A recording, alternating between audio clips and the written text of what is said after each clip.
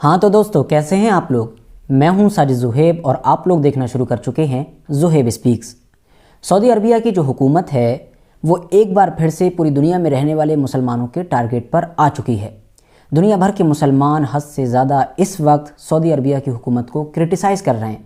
क्यों कर रहे हैं? क्रिटिसाइज़ होने की वजह है मिडिल बीस्ट नाम का वो फेस्टिवल के जो कई दिन पहले सऊदी अरबिया के शहर रियाज़ में मनाया गया था।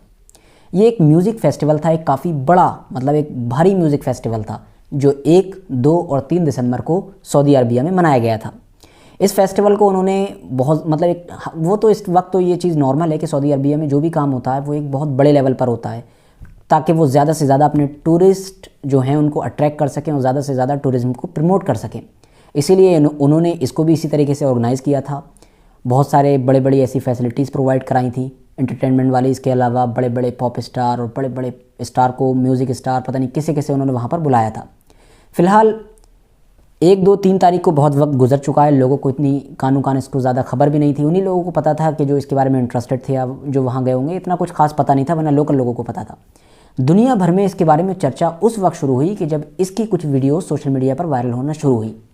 क्योंकि हैरानी की बात ये थी कि जो वीडियोज़ इस फेस्टिवल की वायरल होना शुरू हुई हैं उनमें से ज़्यादातर वीडियोज़ ऐसी हैं, अगर कुछ को छोड़ दिया जाए, कि जिनको स्क्रीन पर दिखाया भी नहीं जा सकता है।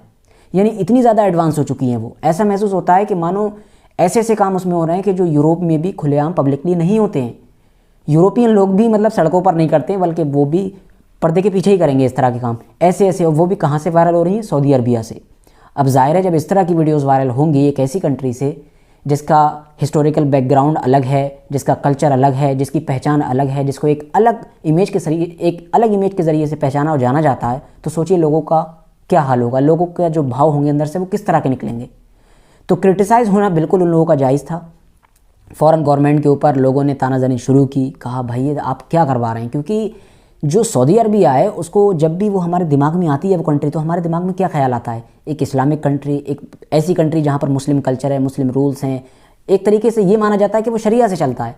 मगर आप खुद देखिए कि पिछले कुछ सालों से लगातार देखा जा रहा है कि ऐसी ऐसी चेंजेस आ रही हैं कि जो मुसलमानों के लिए तो बर्दाश्त के लायक नहीं है। वो इसीलिए क्योंकि एडवांस होना और टेक्निकल होना एक अलग चीज़ है, लेकिन अपने कल्चर को ही भूल जाना और दूसरे के कल्चर को ऑप्ट करना ये एक अलग चीज़ है। वो भी आप कल्चर को कहाँ ऑप्ट कर रहे हैं, आप तो उनसे भी आगे निकल जा रहे हैं। आप सोचिए कि ऐसी ऐसी वीडियोस, मैंने आपको उससे पहले भी कहा कि मैं स्क्रीन पर नहीं दिखा सकता हूँ वो वीडियोस। आप बस ये समझ लीजिए कि जिस इंतहा तक पहुँचा जा सकता था उस इंतहा तक उसमें लोग पहुँचे हुए हैं, और ज़्यादातर वो लोग लोकल लोग हैं। सोचने की बात ये है। तो अब इससे ये भी संदेश साफ होता है कि उन लोगों का जो एक्सपोजर है वो भी हद से ज़्यादा बढ़ चुका है। यानी लोकल लोग भी अब जो है उनके कल्चर में बहुत ज़्यादा इंटरेस्टेड हो चुके हैं, गवर्नमेंट की वजह से, वहाँ की हुकूमत की वजह से, क्योंकि वो ऐसी ऐसी चीज़ों को प्रमोट कर रहे हैं। तो कहीं ना कहीं इन सारी चीज़ों को देखने के बाद ही दुनिया भर के मुसलमान गुस्सा और कह रहे हैं कि भाई एक रिलीजियस प्लेस है, एक पवित्र जगह, एक मुक़द्दस जगह है। हर चीज़ का अपनी एक पहचान होती है, अपनी एक वैल्यू होती है, और आप जो है उसी को ही धूमिल करने पर तुले हुए हैं। फ़िलहाल ये एक अलग मैटर है। तो दूसरी खबर जुड़ी हुई है पाकिस्तान से। दरअसल दोस्तों, यूएसए की तरफ से पाकिस्तान की कुछ बड़ी बड़ी कंपनीज़ के ऊपर पूरी तरह से बैन लगाया गया है। और बैन लगाने की जो वजह बताई गई है वो दरअसल ये है कि अमेरिका का ये मानना है कि ये जो बड़ी बड़ी कंपनीज़ हैं जिन पर हम बैन लगा रहे हैं, ये कंपनीज़ अंदरूनी तौर पर परमाणु हथियार जो बनाए जाते हैं या परमाणु जैसे और भी जो ख़तरनाक कुछ हथियार होते हैं उनको बनाने में उनके पार्ट्स प्रोवाइड करा रही थी।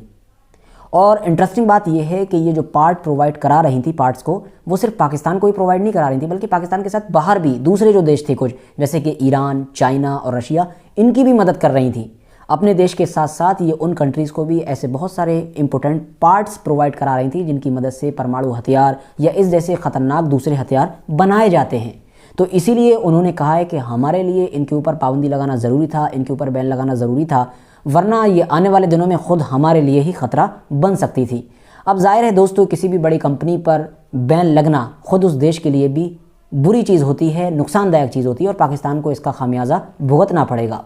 फिलहाल दोस्तों, आज की अपनी वीडियो को हम यहीं पर ख़त्म करते हैं। आज के लिए बस इतना ही। वीडियो पसंद आने पर वीडियो को लाइक करें, अपने दोस्तों के साथ ज़रूर शेयर करें, और इसी तरह की नॉलेजेबल और अपडेटेड वीडियोज़ हमेशा देखने के लिए मेरे इस नए चैनल को सब्सक्राइब करने के साथ साथ बेल आइकन को भी प्रेस करें।